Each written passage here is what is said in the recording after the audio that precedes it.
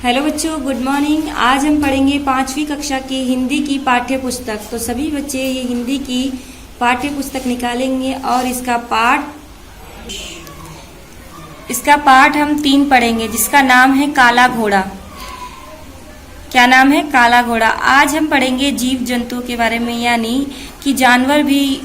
इस पाठ के माध्यम से आप सभी बच्चों को ये बताया जाएगा कि जानवर हमारे लिए बहुत वफादार होते हैं। जानवर वफादार होते हैं, उन्हें भी प्यार की ज़रूरत होती है। तो आइए मैं पाठ पढ़ना शुरू करती हूँ। जीव जंतु सदा से मानव के साथ रहे हैं। जीव जंतु प्रेम के भूखे होते हैं, अपनी जान देकर भी हमारा साथ देने के लिए तत्पर रहते हैं। यानी जीव जंतु हमेशा मानव के साथ रहे हैं, वो भी प्रेम के भूखे होते हैं, यानी प्यार के भूखे होते हैं। और जब हम उनसे प्रेम करते हैं, उनकी सेवा करते हैं, उन्हें पालते हैं, तो वो अपनी जान देकर भी हमारी रक्षा करते हैं। कौन? जीव यानी जानवर। चलिए हम पढ़ना शुरू करते हैं। आज मुझे अपना पिछला जीवन इस तरह याद आ रहा है जैसे मैं कोई सपना देख रहा हूँ। सबसे पहले मुझे वह सुंदर चारागाह याद आता है जिसमें मुझे दूसरे बछड़ों के साथ रहने और सीखने का मौका मिला। उनमें कुछ तो बहुत बड़े थे और दुलत्तियां मारकर मुझे तंग भी करते थे। मैं उससे दुखी और परेशान हो जाता, पर माँ शाम को वापस आती तो उसकी ममता मुझे निहाल कर देती। माँ मुझे अच्छी बातें सिखाती। वह बताया करती थी कि हम बड़े घराने के हैं और हमारे बाप दादा ने बड़ा नाम कमाया है, दौड़ में ढेरों इनाम जीते हैं, और अब मुझे भी वैसा ही बनना होगा और अपने कुल का नाम रोशन करना होगा। हमारा मालिक बड़ा अच्छा और दयालु आदमी था। उसने मेरा नाम डार्की रखा था क्योंकि मैं एकदम काले रंग का था। वह मेरी माँ को अच्छा चारा दाना देता और मुझे अपने हाथों से रोटी खिलाता। यानी इस पाठ में एक घोड़ा है जिसका नाम है काला घोड़ा। वो अपनी कहानी बता रहा है, यानी अपने पिछले समय को व्यतीत कर रहा है, अपने पिछले समय को बता रहा है, व्यक्त कर रहा है कि बहुत मुझे आज अपना पुराना जीवन याद आ रहा है जो मेरे जीवन का सबसे सुंदर था, जिसमें मैं एक सबके साथ वो रहता था, जिसमें वो उसके साथ साथ बहुत बड़े बड़े घोड़े भी रहते थे। और क्या कहते हैं, उसे मारकर बहुत से घोड़े उसे तंग भी करते थे, दुलत्तियां भी मारते थे, और वह दुखी होकर बहुत परेशान हो जाता था। जब उसकी माँ शाम में आती थी तो उसकी माँ का प्यार देखकर वो बहुत खुश हो जाता था। और उसकी माँ बताती थी कि हम बहुत बड़े घराने से हैं। उसकी माँ बहुत अच्छी अच्छी बातें बताती थी और अपने खानदान के बारे में बताती थी। किसकी माँ? डार्की की माँ।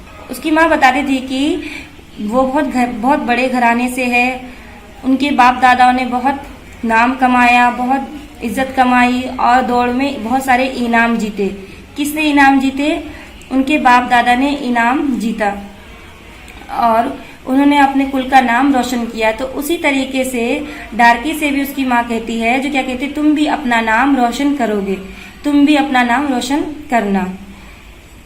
वो अपने मालिक के बारे में भी कुछ बताता है। कहता है कि हमारा मालिक बहुत दयालु आदमी था। उसका जो मालिक था वो बहुत दयालु था। उसने ही उसका नाम डार्की रखा था। किसने रखा था? डार्की के मालिक ने उसका नाम डार्की रखा था, क्योंकि वह एकदम काले रंग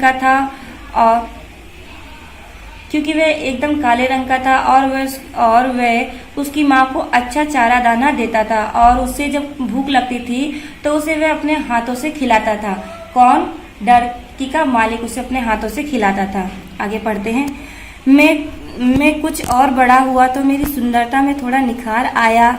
मेरे शरीर के बाल मुलायम थे और माथे पर एक सफेद टीका सा जो मेरी सुंदरता को और बढ़ा देता था। अब मैं 4 साल का हो गया था और खूब तेजी से दौड़ने और छलांगे लगाने लगा था। आसपास चलते हुए लोग कई बार मुझे देखकर ठिठक जाते और प्रशंसा के भाव से कहते हैं, अरे वाह, कितना चुस्त और छबीला घोड़ा है। डार्की यानी अपनी सुंदरता बताता है, कहता है कि जब मैं और बड़ा हुआ तो मैं बहुत ही ज़्यादा खूबसूरत हो गया, और यानी उसकी खूबसूरती निखरने लगी। उसके बाल बहुत मुलायम हो गए और माथे पर एक सफ़ेद टीका सा बना था, जिसकी वजह से उसकी सुंदरता और भी निखर कर आती थी। ऐसा मतलब बताता है वो अपने बारे में, जो बहुत ही मतलब जब वो बड़ा धीरे धीरे धीरे बड़ा होता गया, वो और खूबसूरत होने लग गया और निखरने लग गया, और उसके माथे पर एक सफ़ेद रंग का टीका बना हुआ था, जिससे उसकी सुंदरता को और निखारता है। और जब वो बाहर जब दौड़ लगाता था या बाहर जाता था तो सब लोग उसकी प्रशंसा करते थे और उसे देखकर हैरान होते थे और कहते थे जो कितना चुस्त और छबीला घोड़ा है, यानी कहते थे इतना खूबसूरत और तंदुरुस्त घोड़ा है ये। सब लोग उसकी प्रशंसा करते थे। तो आइए आगे पढ़ते हैं। इसी तरह खुशी से दिन बीते रहे थे। फिर एक बूढ़ा आदमी मुझे देखने आया। मुझे देखकर उसने चेहरे पर खुशी की चमक आ गई। उसने कहा, अच्छी तरह सज जाए तो फिर ये काला घोड़ा गजब ढाएगा। एक दिन मेरे मालिक ने कहा, प्यारे डार्की, अब तुम मुझसे विदा हो रहे हो।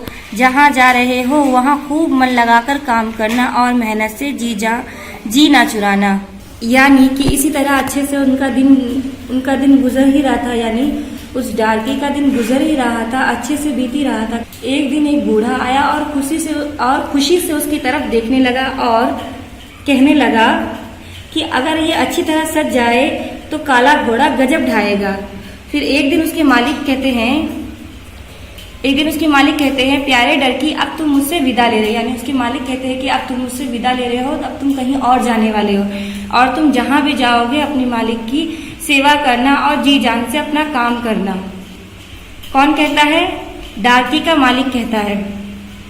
डार्की का मालिक कहता है कि अब तुम मुझसे विदा ले रहे हो और अब तुम कहीं और जा रहे हो, और जहां भी तुम जाओगे तुम उसकी सेवा करना और खूब जी जान लगा के काम करना। काम से कभी भी तुम जी ना चुराना। ये कहता है उसका मालिक। चलिए आइए आगे पढ़ते हैं।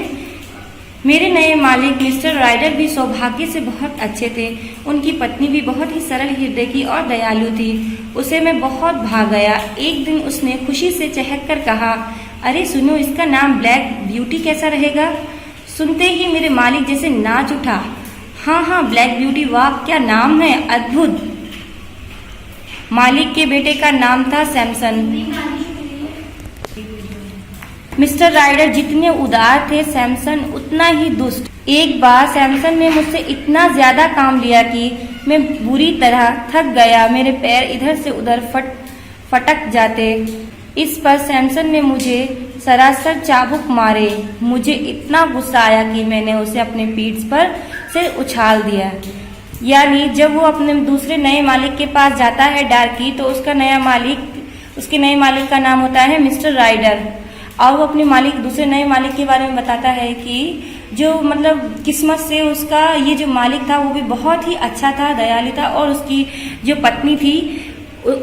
पत्नी थी वो भी बहुत ही अच्छी थी, हृदय की बहुत ही अच्छी थी, दयालु थी, और दोनों मिलकर उसका नाम सोचने लग गए। तो दोनों जब उनका नाम सोचने लग गए तो उनकी जो पत्नी थी मिस्टर राइडर की, उसने कहा, अरे सुनो, इसका नाम, मतलब चहक कर कहते हैं, खुशी होकर कहते हैं, अरे सुनो, किसे कहते हैं? मिस्टर राइडर से उनकी पत्नी कहती हैं, जो क्या कहते हैं, अरे सुनो, इनका नाम ब्लैक ब्यूटी क्यों ना रखा जाए? तो ये नाम सुनकर मिस्टर राइडर इतना खुश होते हैं कि नाचने लगते हैं। वाह क्या नाम है, वाह अद्भुत, बहुत ही खूबसूरत नाम है। कौन कहता है? ये मिस्टर राइडर कहते हैं अपनी पत्नी से कि बहुत ही खूबसूरत नाम है ब्लैक ब्यूटी। और मिस्टर राइडर का एक बेटा भी था जिसका नाम सैमसन था। मिस्टर राइडर, जितने ही अच्छे मिस्टर राइडर थे उतना ही खतरनाक और दुष्ट उनका बेटा सैमसन था। उनका जो बेटा था डार्की से बहुत काम लेता था, और जब काम बुरी तरीके से वो थक भी जाता था तब भी उससे काम लेता था, और जब उसका पैर उधर उधर भटकने भी लग जाता था तो उसे सरासर चाबुक मारता था, यानी जोर जोर से चाबुक उसको मारता था। चाबुक किसको मारता था? डार्की को चाबुक मारता था। और गुस्से में आके उसने, डार्की ने क्या किया, जो अपनी पीठ पर जो उसका बेटा सैमसन बैठा होता है उसे पीठ पे से उछाल देता है, तो वो गिर जाता है। गिर जाता है। तो आगे पढ़ते देखिए क्या होता है। मैंने सोचा कि मेरा बूढ़ा मालिक अब मुझे बहुत पीटेगा, पर उसने उल्टा अपने बेटे को ही डांटा। कहा, तुम नहीं जानते कि जानवरों को भी प्यार की जरूरत होती है। तुम इन्हें मार पीट कर नहीं, प्यार से ही साथ सकते हो। यानी डार्की जो होता है बहुत डर जाता है कि मैंने अपने मालिक के बेटे को उछाल कर गिरा दिया गुस्से में आकर। अब जो मेरे मालिक है वो मुझ पर बहुत गुस्सा करेंगे, मुझे बहुत डांटेंगे। लेकिन ऐसा कुछ नहीं होता है। जो उसका मालिक होता है मिस्टर राइडर, वो अपने बेटे को ही डांटता है और पीटता है, बहुत डांटता है और कहता है कि तुम्हें नहीं मालूम जानवरों से कैसे बात करते हैं, कैसे रहते हैं जानवरों के साथ। तुम्हें इतना नहीं मालूम कि जानवरों से प्यार से पेश आते हैं। तुम जानवर के साथ प्यार से पेश आओगे तभी वो तुम्हारे साथ प्यार से पेश आएगा। तुम इसे प्यार से भी तो उसे साथ सकते थे, प्यार से भी तुम इसके ऊपर बैठ सकते थे। ये होता है। और आगे पढ़ते हैं। आखिर वह दिन भी आया जब मुझे एक लंबी यात्रा पर मालिक को लेकर जाना था। मुझे एक हल्की फुल्की कुत्ता गाड़ी में जोता गया और एक काम करने वाला लड़का जॉन भी मेरे मालिक के साथ बैठ गया। उस दिन जोर की आंधी आई थी और पानी बरसा था। चलते चलते आखिर लकड़ी का एक पुल आया। नीचे नदी बह रही थी। हमने पुल आसानी से पार कर लिया। मालिक अपना जरूरी काम करके लौटे तब तक तूफान और भी भीषण हो गया था। जब हम पुल तक पहुंचे तब तक नदी का पानी बढ़ गया था और पुल के बीच का हिस्सा पानी में डूबा हुआ था। मैंने पुल पर पैर रखा, लेकिन तभी मुझे लगा कि आगे कुछ खतरा है। इसलिए मेरे कदम वहीं रुक गए। मेरे मालिक ने हंटर से मुझे आगे चलने का इशारा किया, पर मेरे रुके हुए कदमों ने आगे बढ़ने से इनकार कर दिया। जॉन ने कहा, रुकिए मालिक, जरूर कोई बात है। तभी दूर से टॉर्च की रोशनी हम पर पड़ी और किसी ने चिल्लाकर कहा, रुक जाओ भाई, वहीं रुक जाओ, पुल टूटा हुआ है। सुनते ही मुझे सिहरन हुई। मालिक ने मुझे लाख लाख धन्यवाद दिया। बार बार वह जॉन से यही कह रहा था, ओह, कभी कभी जानवर भी आदमी की बुद्धि को मात दे देता है। मैं नदी की दूसरी ओर सड़क से होते हुए धीरे धीरे मालिक को घर ले आया। हमें देखकर मालकिन दौड़ी दौड़ी आई, बोली, ओह, तुम लोग ठीक ठाक आ गए।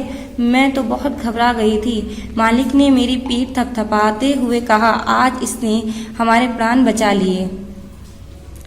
उस रात मुझे बहुत अच्छा खाना दिया गया और इतना प्यार मुझे मिला कि मैं बता नहीं सकता। वे पूरी रात जैसे खुशियां और सुंदर सपनों भरी रात थी, जिसे मैं चाहूं भी तो जीवन भर भूल नहीं पाऊं।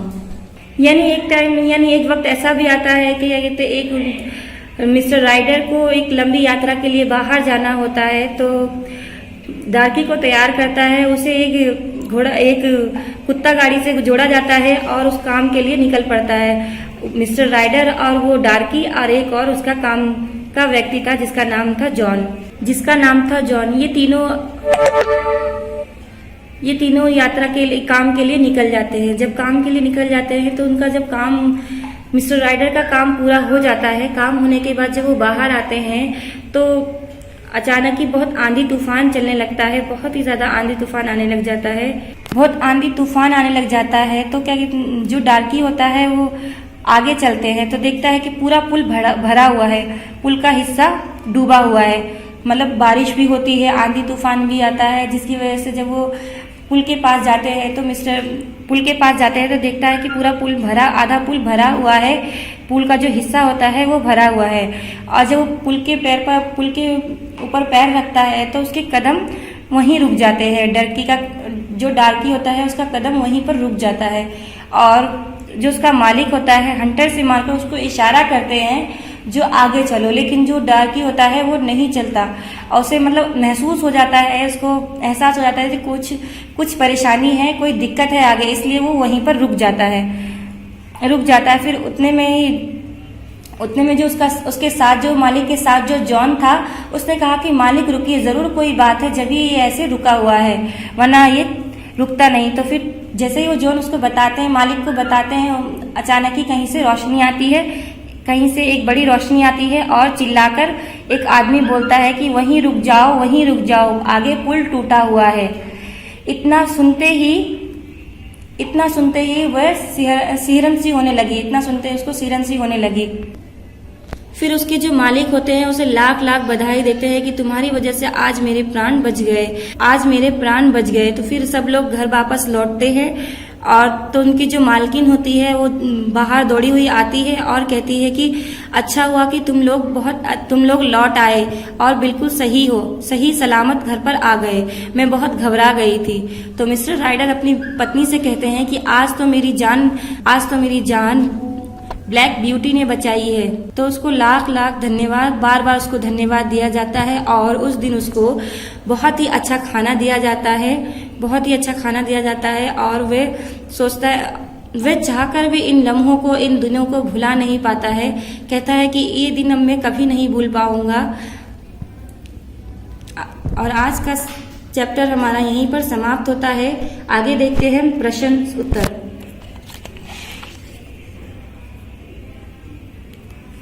पहला है मौखिक प्रश्न। पहला है का, काले घोड़े का नाम उसके मालिक ने क्या रखा था? क्या रखा था? Black beauty. फिर है खा, ब्लैक ब्यूटी की माँ ने उसे कौन सी बात बताई थी? ब्लैक ब्यूटी की माँ ने अपने घराने के बारे में बताया था कि उसका घराना कैसा था।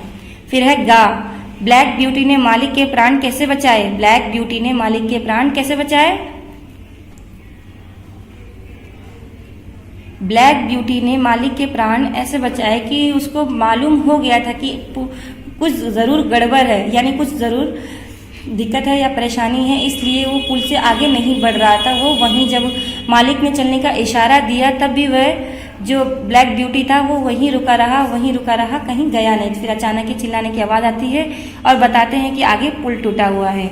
इस तरीके से उसने मालिक की जान बचा ली। अगर वो आगे जाता तो सब डूब जाते, सब मर जाते, उसका मालिक भी मर जाता। यानी कि ये बात होती, जानवरों को पहले से ही मालूम हो जाता है जब कोई परेशानी आने वाली होती है या कोई दिक्कत होती है तो जानवरों को पहले ही मालूम हो जाता है। ठीक है बच्चे, आगे पढ़ते हैं, आगे देखते हैं। इन प्रश्न के उत्तर आप सभी को खुद ही देने हैं, ध्यान से देखिए। इन प्रश्न के उत्तर आप सभी बच्चों को खुद देने हैं और ये 3 प्रश्न हैं, इनके भी उत्तर आप सभी बच्चों को खुद देने हैं। पहला है का, ब्लैक ब्यूटी ने सैमसंग को अपनी पीठ पर से क्यों उछाल दिया? ठीक है। फिर है खा, उस घटना का वर्णन करो जब ब्लैक ब्यूटी ने अपने मालिक के प्राण बचाए थे। ठीक है। फिर है गा, ब्लैक ब्यूटी की सुंदरता का संक्षेप में वर्णन कीजिए, यानी ब्लैक ब्यूटी की खूबसूरती के बारे में बताइए। ठीक है। आज का पाठ हमारा यहीं पर समाप्त होता है। सभी बच्चे ध्यान देंगे और अच्छे से पढ़ेंगे। धन्यवाद।